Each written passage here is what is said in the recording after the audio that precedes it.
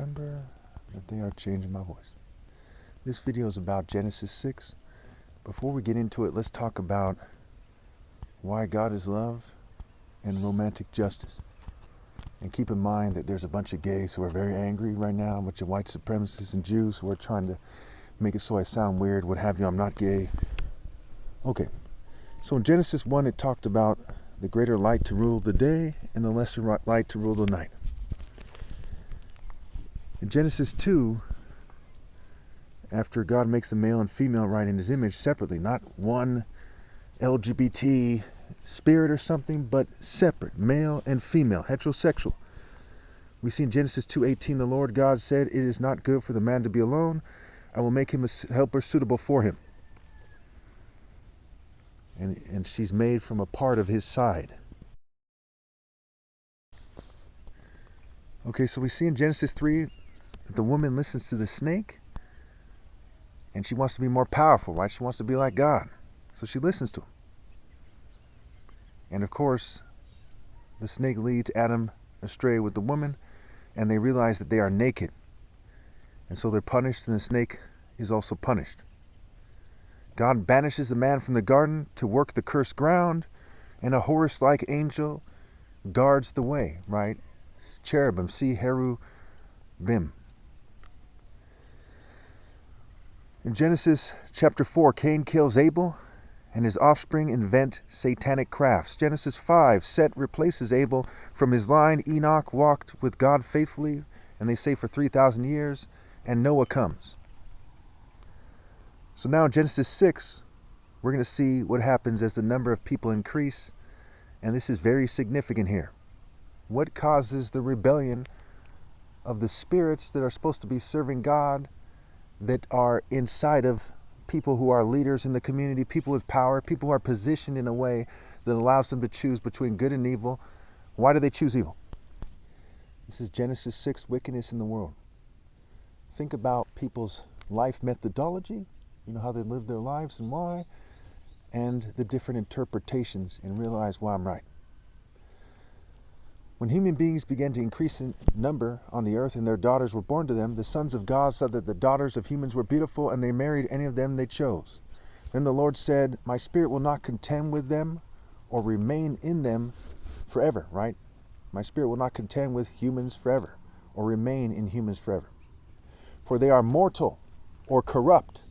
See, as they choose their worldly paths, as they cheat me out of my right to lead, they're corrupt. They're in the devil's spirit. They're not in God's spirit, and the only other option is corruption, the flesh, psychology, what have you. It's all corruption.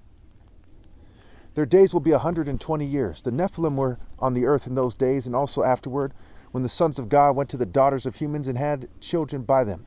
They were the heroes of old. Now, the Bible even refers to Goliath as a hero, so they're not necessarily good heroes. They are kind of pagan heroes of old, is probably the easiest way to interpret it. You can also interpret it as they are great warriors, but who are in the spirit of God, but that's not what it's saying in the most direct interpretation. Men of renown to the pagan, to the worldly. The Lord saw how great the wickedness of the human race had become on the earth, and that every inclination of the thoughts of the human heart was only evil all the time. So every inclination of their heart was evil. And that's connected to romantic injustice. They broke the rules of God, and they started dating in a way that's immoral, like the churches, the mosques, the synagogues, like everyone who's dating, except for me, but I'm not dating, so there you go. The Lord regretted that he had made human beings on the earth, and his heart was deeply troubled. So the Lord said, "I will wipe from the face of the earth the human race I have created, and with them the animals, the birds, and the creatures that move along the ground, for I regret that I have made them," right? Because of that romantic injustice and those evil reproductive cycles. That's key here. You all are in denial about that. That's key here. Noah found favor in the eyes of the Lord. Noah and the flood. This is the account of Noah and his family. Noah was a righteous man, blameless among the people of his time, and he walked faithfully with God. Noah had 3 sons, Shem, Ham, and Japheth. Now the earth was corrupt in God's sight and was full of violence. God saw how corrupt the earth had become, for all the people on earth had corrupted their ways, right? Because of those evil reproductive cycles, the inclination of their hearts, their ways, their paths, they had corrupted their ways. So God said to Noah, "I am going to put an end to all the people, For the earth is filled with violence because of them. I am surely going to destroy both them and the earth. So this is something God says. He says he's going to destroy them and the earth. Okay, he says he is surely going to destroy them and the earth, and that's what Revelation is about. So make yourself an ark of cypress. The meaning is uncertain. Wood made from, make rooms in it and coat it with pitch inside and out. This is how you are to build it. The ark is to be 300 cubits long, 50 cubits wide, and 30 cubits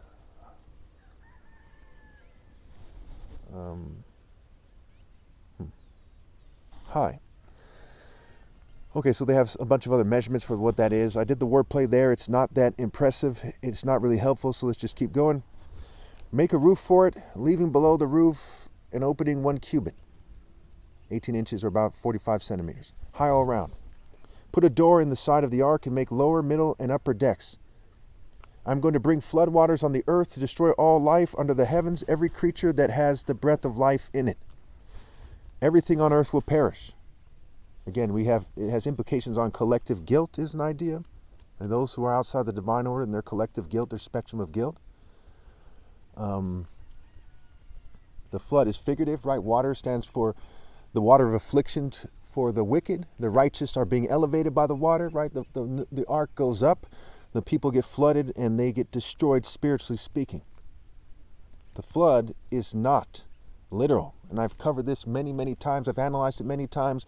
The churches, the mosques, the synagogues, they have no viable counter-argument. It is figurative, I assure you.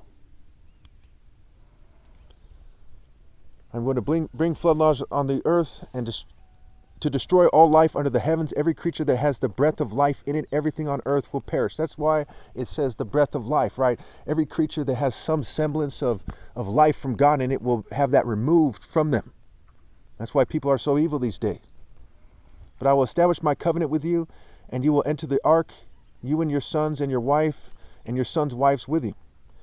You are to bring into the ark 2 of all living creatures, male and female, to keep them alive with you. See how this has to do with reproductive cycles and romantic justice.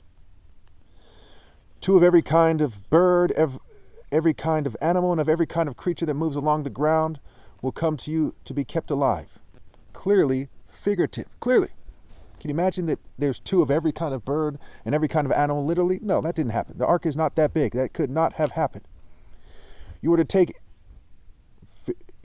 every kind of food that is to be eaten and stored away as food for you and for them. Noah did everything just as God commanded. Obviously, it has been definitively proven that it is figurative, right? When we get to the part where it rains, right, if that much rain came in that much time, there would be waves a mile high. And an ark built that way would not have made it.